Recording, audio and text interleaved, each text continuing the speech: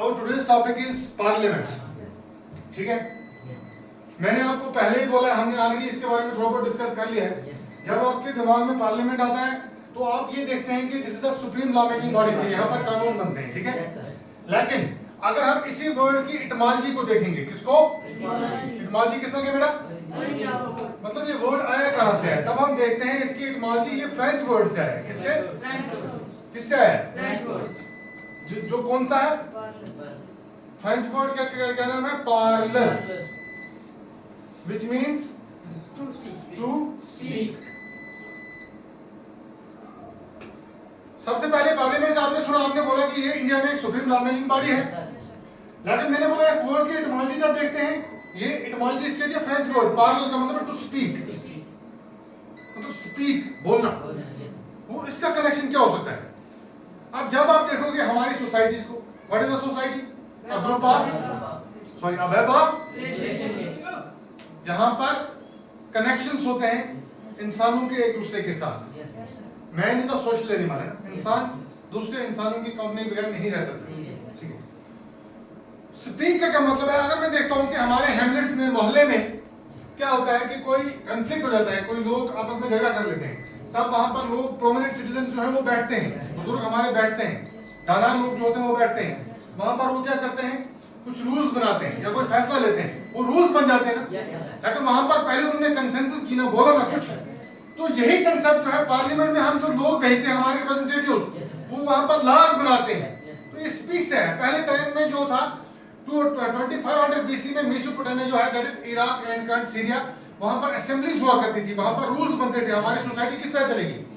जो modern parliament का concept है, याद रखना, मॉडर्न कंटेम्परेरी जो कंसेप्ट ऑफ पार्लियामेंट, जो हम इन्फ्लुएंस लेते हैं, वो लेते हैं हम बैक इन 13th सेंचुरी, 1201 2 जो है वो 13th सेंचुरी। तब एक किंग थे इंग्लैंड में, कौन से king, king John.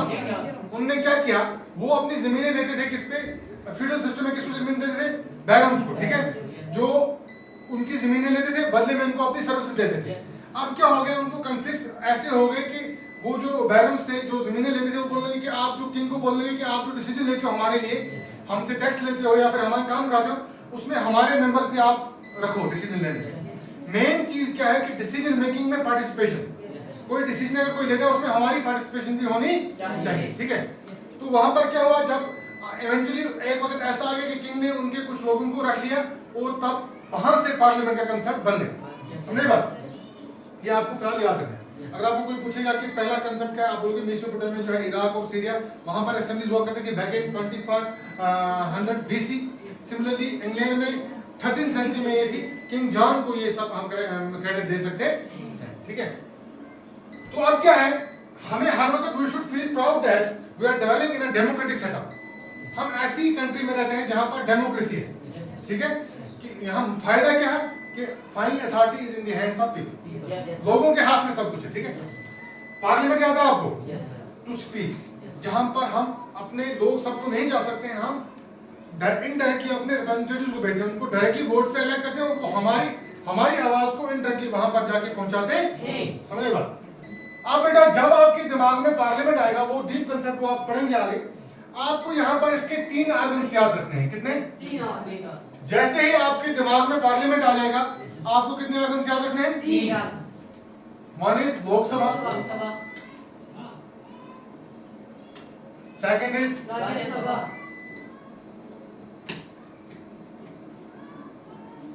Third is president. समझाएगा, पार्लियामेंट के 3 आर्गन्स हैं, लोकसभा, राज्यसभा, इसको बोलते हैं house of people, house of people, या फिर लोअर हाउस, इसको बोलते हैं हाउस ऑफ स्टेट्स, और अपर हाउस,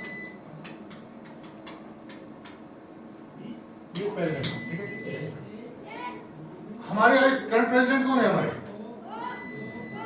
प्रेसिडेंट कौन है, हमारे नाम क्या है, द्रौपदी मुर्मू साहब है, ठीक है। तो जब भी आपके दिमाग में कंसेप्ट आएगा, आपके दिमाग में आएगा पार्लियामेंट, आपको सीधी से बोलना है भाई वहां पर 3 आर्गन्स हैं। सबसे पहले तो आपको वहां पर कानून बनते हैं, वहां पर हम रिप्रेजेंटेटिव्स भेजते हैं, वो हम पढ़ेंगे। लेकिन 3 चीजें आपको वहां पर Lok Sabha, Rajya Sabha and president of India. ठीक है, पार्लियामेंट कहां से कंसेप्ट आया, क्या हुआ, वो मैंने आपको बता दिया। ठीक है, अब बेटा ये जो लोकसभा है ना, इसको हम क्या बोलते हैं, हाउस ऑफ पीपल। लोग जाते हैं वहां पर, सब लोकसभा में लोग जाते हैं। कौन जाता है वहां पर, शाबाश। देखिए क्या होता है कि इलेक्शंस होते हैं। सबसे पहले हमारी डेमोक्रेटिक सेटअप में we are having a privilege which is known as, जिसको बोलते हैं यूनिवर्सल एडल्ट फ्रेंचाइज। यूनिवर्सल मतलब उसका यह है कि universal adult franchise means that all citizens of age 18 years and above are having equal right to vote।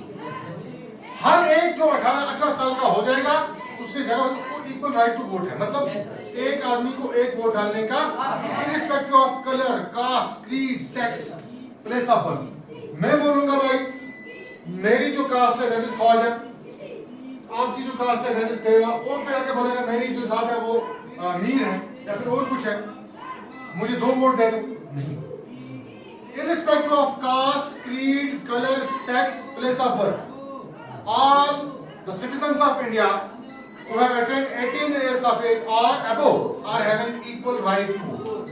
ठीक है, समझे बात? ये यूनिवर्सल एडल्ट फ्रेंचाइज है। अब मैं बोलता हूँ आपको कि हम जो है लोकसभा में, पार्लियामेंट के 3 ऑर्गन्स हैं। कौन कौन सा?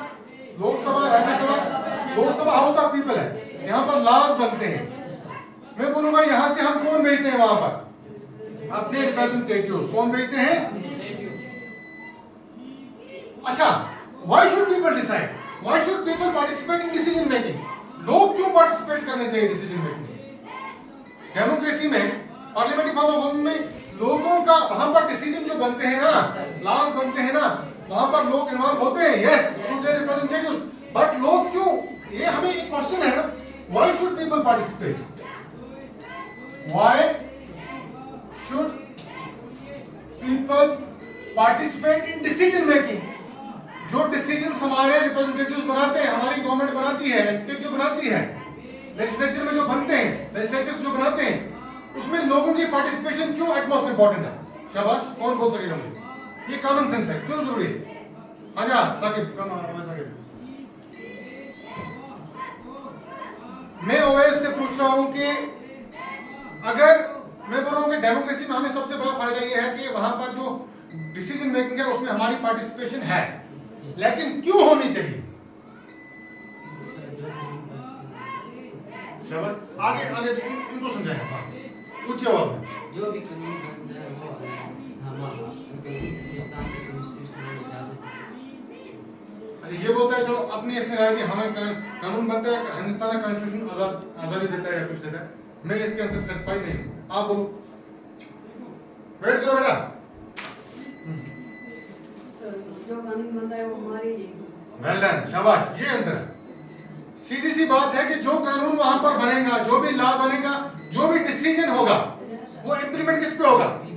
हम पे। अगर हम पे इंप्लीमेंट होगा तो उसके लिए हमारी पार्टिसिपेशन जरूरी है। अब कैसा क्या होता है कि हम सब तो पार्टिसिपेट नहीं कर सकते डिसीजन बनाने में, तभी हम अपनी डिजायर्स को लेके हमारे रिप्रेजेंटेटिव्स को भेजते हैं। शाबाश, इसका आंसर क्या? आप 2 मिनट बाद आगे सर बैठो। इसका आंसर क्या है? इसका आंसर क्या है कि why should people participate in decision making? Because लोगों के ऊपर ही इंप्लीमेंट होता है। ठीक है, बिकॉज लोगों के ऊपर ही। क्वेश्चन था why should people participate in decision making? क्यों? बिकॉज जो लॉज बनते हैं ना, वो डिसीजन जो इंप्लीमेंट होते हैं लोगों के ऊपर होते हैं। ठीक है, अगर हम पार्टिसिपेट नहीं करेंगे, कानून हमारे लिए बनते हैं, हम पे, तो तब डेमोक्रेसी का फायदा रहा कुछ? लोगों की पार्टिसिपेशन नहीं। ठीक है, वन थिंग इज दिस। अब क्या होता है जब हम लोग भेजते हैं यहाँ पर, हम सब तो नहीं जा सकते, हम अपने रिप्रेजेंटेटिव्स को भेजते हैं। रिप्रेजेंटेटिव किसको बोलते हैं? जो सारे ग्रुप की बात को आगे लेकर जाएगा। फॉर एग्जांपल क्लास में एक क्लास रिप्रेजेंटेटिव होता है, क्लास मैनेजर या फिर क्लास मॉनिटर। वो सारी क्लास के हिसाब किताब जो है या फिर कम्युनिकेशन जो है वही आगे लेके जाता है। इस तरह हमारे रिप्रेजेंटेटिव्स होते हैं। हम क्या करते हैं, हम हमारी कंट्री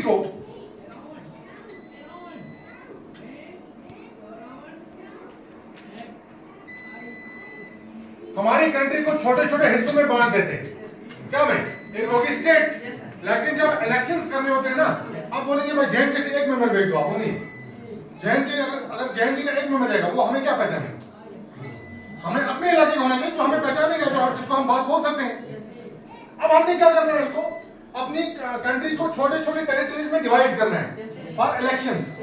वो कंस्टिट्यूंसीज, वो उनको बोलते हैं कंस्टिट्यूंसीज, क्या बोलते हैं, उनसे एक एक रिप्रेजेंटेटिव जाता है, जो पार्लियामेंट में पहुंचता है उसको मेंबर ऑफ पार्लियामेंट बोलते हैं। स्टेट्स में जो है, स्टेट्स में मेंबर ऑफ लेजिस्लेटिव असेंबली बोलते हैं, ठीक है, एमएलए, तो ये एमपीज होते हैं, ठीक है। अब हमने क्या करना है, सबसे पहले इलेक्शंस करने हैं, किसके, लोकसभा। याद रखना, लोकसभा में मैक्सिमम स्ट्रेंथ जो है that is 552, including 2 members or nominated by the President of India, and maximum strength is 552. But current strength of Lok Sabha is 545. 2 members are nominated by President of India. They are Anglo-Indian. Anglo-Indian का आप याद रखना। देखो यहाँ पर मैं देखा, वो हम पढ़ेंगे डिटेल में भाई 243 मेंबर्स क्यों है, तो क्या है क्या नहीं, राज्यसभा में कितने। मैं ये बोल रहा हूँ कि लोगों की पार्टिसिपेशन का मतलब क्या है, किस तरह लोग पार्टिसिपेट करते हैं लोकसभा इलेक्शंस में, ठीक है। देखिए आप यहां पर 245 करंट स्ट्रेंथ है इसकी, 243 प्लस 2, ये एंग्लो इंडियंस हैं। कौन है? एंग्लो इंडियंस वो मेंबर्स होते हैं जिनके एंसेस्टर्स जो हैं वो क्या कौन हो, ब्रिटिशर्स हो, और दादा दादी परदादा दादा कौन हो, ब्रिटिशर्स हो। हाँ सॉरी 543 प्लस 2 545, ठीक है, समझे बात। तो अब क्या करना है आपको, जो एंग्लो इंडियंस को है वो याद रखना है कि जिसके एंसेस्टर्स कहां के होंगे, ब्रिटिशर्स के, और करंट जो मैटरनल जो उसकी ट्रेड्स हैं वो कहां की होंगी, मैटरनल इंडिया की, ठीक। ये प्रेसिडेंट साहब नॉमिनेट करते हैं, ठीक है, उनकी मर्जी है करें या ना करें। अच्छा, मैंने आपको क्या बोला, लोकसभा की मैक्सिमम स्ट्रेंथ कितनी होती है, मैक्सिमम करंट कितनी है, ठीक। 2 members are nominated by the President of India, और कौन सा आर्टिकल इन्वोक किया जाता है वहां पर, 331, ठीक। वो 2024 में खत्म हो जाएगा, ये 2 members नहीं रहेंगे, वो भी हम डिटेल में पढ़ेंगे क्यों है क्यों नहीं, ठीक है। तो मैं आपको बोल रहा था, अगर मैक्सिमम स्ट्रेंथ 552 है, करंट स्ट्रेंथ जो है 545 है, इसमें फर्क क्यों है, ये आपके लिए होमवर्क है। ये आप देख के जो भी सोर्सेज हैं आप मुझे पता करके देंगे। अगर आपके एलिब्रेशन का जो एलिब्रेट करेंगे आप या फिर सीख लेंगे, अगर मैं सेटिस्फाई नहीं उसका तो मैं खुद दिखाऊंगा आपको, ठीक है, ये आप देख लेंगे, ठीक है। उसके बाद मैं बोलता हूं कि हर कॉन्स्टिट्यूंसी से एक एमपी जाता है, रिप्रेजेंटेटिव जाता है, जो कहां पर पहुंचता है, लोकसभा, ठीक है।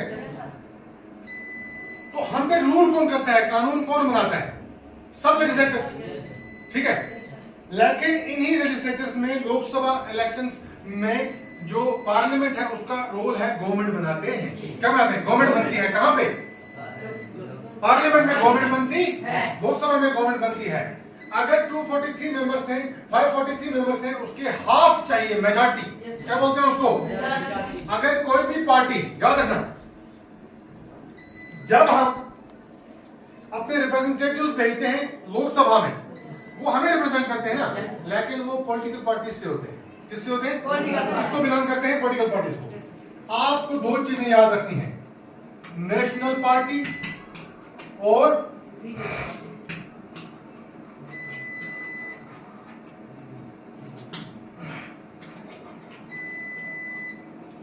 नेशनल पार्टी और रीजनल पार्टी, ठीक है।